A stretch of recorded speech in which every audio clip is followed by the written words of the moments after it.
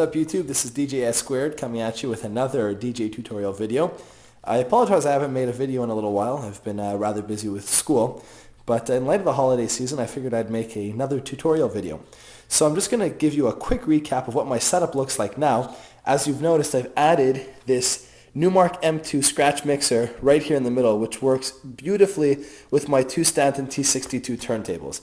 In this video, I'm going to be showing you how to use the two time-coded vinyls with a sound card interface. And again, I'm going to be using my Hercules RMX sound card mixer controller interface, whatever you want to call it, as a sound card to be used in conjunction with my Scratch mixer and the two turntables hooked up yet again with Virtual DJ.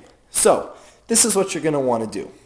In order to use the time codes with Virtual DJ, and using an external mixer as your mixer to control the sound, what you're going to have to do is the following. On the back of the Hercules RMX mixer, as I mentioned last time, you have two inputs and you have two outputs.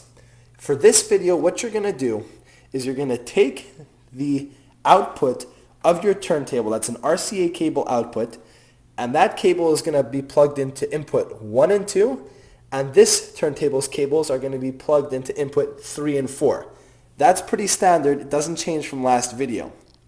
Now, in order to get the sound into the Scratch mixer or your external mixer, what you're going to want to do is you're going to want to take two additional RCA cables from your sound card or from your other controller mixer. I think Behringer has a similar setup, but again, I'm using the Hercules RMX.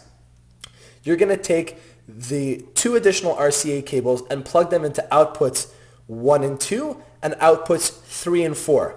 Now, I'll start with the first one over here.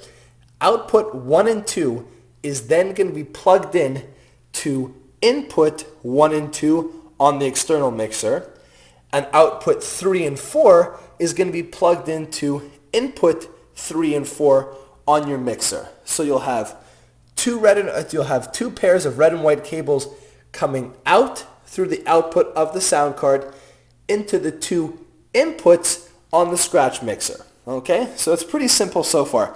I'm going to pause the camera and I'm going to show you how to set it up in Virtual DJ. Okay, so here we are inside of the Virtual DJ program. Now what you're going to want to do in order to set up the external mixer is to go up top over here to the config button. You're going to press config and you should have the following setup. What you're going to want to do, it's blurry again. Okay, you're going to want to have two time codes. So you're going to select time codes with two little pictures of turntables. Your output, instead of being a headphones output, you're going to select external mixer, not 3-line mixer or a 3-channel mixer. That's only if you have a 3-channel mixer. Right now we have a 2-channel external mixer, so just select external mixer. For sound cards, again, you're just going to choose DJ Console RMX, or if you're using a different sound card interface, such as the Behringer or Maya 44 USB, you would choose something along the lines of a 4-in, 4-out card.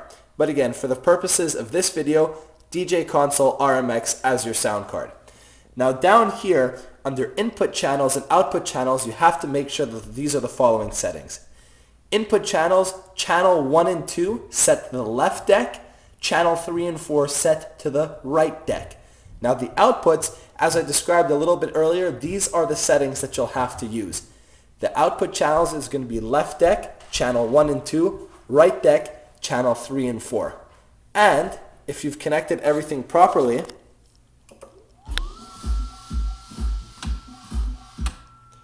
your external mixer will be controlling the sound.